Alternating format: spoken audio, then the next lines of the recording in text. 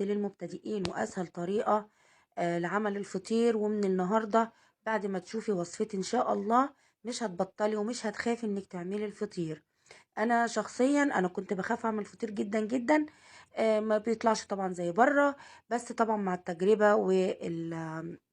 التجربة وطبعا فشل مني مرة واتنين وتلاتة. وخير تجربة خير، يعني أحسن حاجة يعني إن انتي تجربي مرة واتنين وتلاتة عشان الحاجة آه، تطلع كويسة معاكي. يعني أكيد هتظبط مرة واتنين وتلاتة، هتظبط معاكي. بما إن ما فلحتش على قناتي اليوتيوب، وقناتي مش عاملة مشاهدات على قناة اليوتيوب، حبيت إن أنا أقدم بقى وصفاتي على التيك توك. وأنا متأكدة منكم إن شاء الله هتدعموني وهترفعوا القناة بتاعتي أو المنصة بتاعتي بتاعت التيك توك.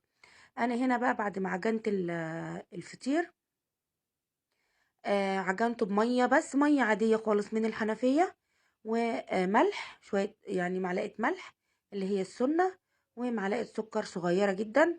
وبس كده بنخلط ولا لبن بودرة ولا أي افتكاسات تانية عشان تاكلي فطير مظبوط وحلو جدا جدا.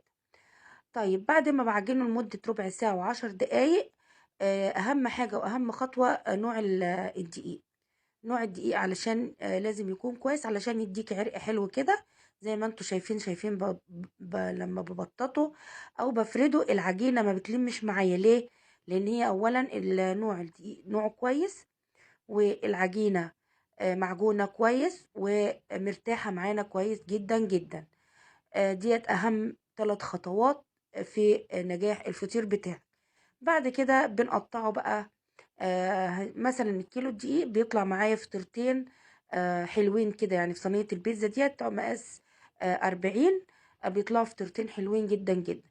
بقسم الكيلو الدقيق ل10 كور صغيرة كده لكل فطيرة، 10 كور لكل فطيرة. وفوقيهم فطيرة صغنطوطة، يعني فطيرة أكبر منهم شوية قد حجم البرتقال اللي هو بسرة كده. تمام كده.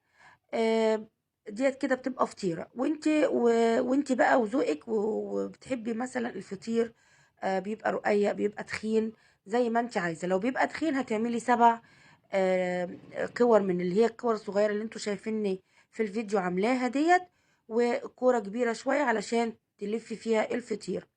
الترابيزة طبعا نضيفة مصبناها ومنضفاها كويس جدا جدا.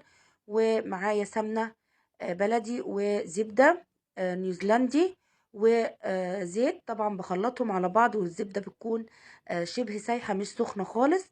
وباخد بقى كده بدهن الصينية وباخد رق. شايفين؟ خدت بالكم انتوا من الحاجات اللي هي الصغيرة، الكور اللي هي الصغيرة انا فردتها وحطيتها كلها على بعض.